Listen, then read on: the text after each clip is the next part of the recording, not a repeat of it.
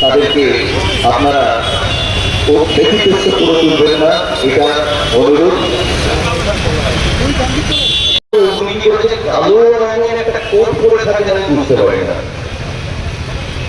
এর কি কোনো কারণ আছে? কালো রঙের কোট আর কালো রঙের টুপি অদ্ভুত ভাবে পরে থাকেন, চশমাও পরে থাকেন। আর ওনারা যা কিছু বলতে চান সেগুলোই একমাত্র ঠিক, আমরা এটা মানি না, ইত্যাদি ইত্যাদি। কাজেই আপনাকে যে কোনো সময় পুলিশ অ্যারেস্ট করে নিয়ে যাবে। ন্যায় সংহিতা, এর নাম ন্যায়, আমরা যেটা বলছি অন্যায়। যাই হোক, আমি বলবো যে যারা, আমার মনে হয় যে ব্যবহারটা অনেকটা কমবে। আমরা কেউ সরাসরি রাজনীতির সঙ্গে যুক্ত নই।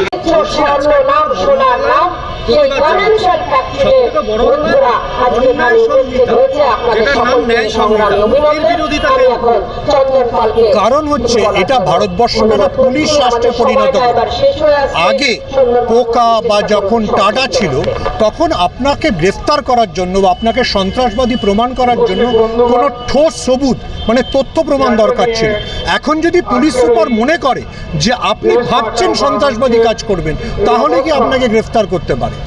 আপনাকে বিনা বিচারে মানে আদালতে না নিয়ে গিয়ে 24 ঘন্টা আটকে রাখতে পারে। এই সবগুলোই আসলে ভারতবর্ষকে একটা পুলিশ রাষ্ট্রের দিকে ঠেলে। এবং তার প্রমাণ হচ্ছে যে এই আইনে প্রথম একজন সাংসদ বড়ুয়া মিত্র, তার বিরুদ্ধে এফআইআর লঞ্চ করে দেওয়া হলো। ফলে এই আইনকে কিভাবে প্রয়োগ করতে চায় সেটা আমাদের মানে আপনি তো উদাহরণ দেখে শিখবেন, তাই না? আপনি উদাহরণ দেখে বুঝবেন কি হচ্ছে। তো এই ন্যায় সংহিতা আসলে অন্যায় সংহিতা, মানুষকে বিনা বিচারে বিনা মানে কোনো সাক্ষ্য প্রমাণ ছাড়া আটকে রাখার একটা উপায়। মানে কোনোভাবে কি আপনি এটা বলছেন যে আইনি যে অধিকার সাধারণ মানুষের সেটাই হস্তক্ষেপ? দেখুন, যে কোনো রাষ্ট্রের একটা দিক থাকে। যতদিন অবধি নেহেরুরা ছিলেন তখন অবধি রাষ্ট্রের মানুষের অধিকারের কথা বলা হতো। নরেন্দ্র মোদী মানুষের কর্তব্যে চলে গেছেন, অর্থাৎ মানুষকে উনি অধিকার দেওয়াতে বিশ্বাসী নেই, মানুষ কি কর্তব্য পালন করবে।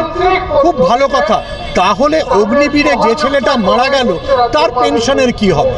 সে তো রাষ্ট্রের হয়ে কর্তব্য পালন করতেই গেছিল, তাকে তো তার প্রাপ্য টাকা দেওয়া হচ্ছে না। এই সরকার আসলে গোটা দেশটাকেই টেম্পোরারি বা অগ্নিবীরে ঠেলে দিতে চায়।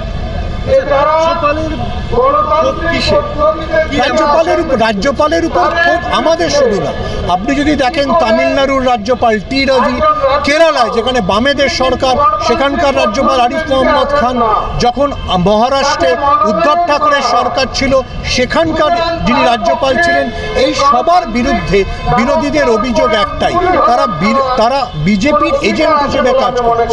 সিভি আনন্দ বোসের কাজটা যদি কেউ সংবিধানের 162 থেকে 166 ধারা অবধি দেখে, যেখানে রাজ্যপালের ভূমিকা দেওয়া আছে, রাজ্যপাল কখনো সুপার সিএম হতে পারেন না।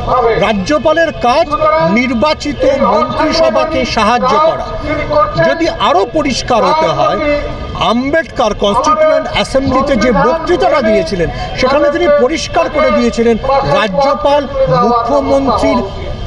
মুখ্যমন্ত্রীর প্রতিস্পর্ধী পদ না, তিনি জাস্ট মুখ্যমন্ত্রীকে বৈধতা দেবেন। কিন্তু বিজেপির আমলে এই রাজ্যপালরা সমস্ত জিনিসকে অতিক্রম করে যাচ্ছে। সেই জন্য আমরা বলছি রাজভবনটা হকার্স মার্কেট হোক, আর্টিস্ট গ্যালারি হোক, ওখানে স্থায়ীভাবে বইয়ের দোকান হোক, কিন্তু ওখানে থেকে সিভি আনন্দ বোস যেন আবার আমরা কোনো মহিলার কণ্ঠে না শুনি যে রাজ্যপাল বলেছেন আমার ইয়ং বন্ধু দরকার। সুমন ভট্টাচার্য। আমরা সকাল 12টায় শুরু করেছি, 6টা অবধি চলবে।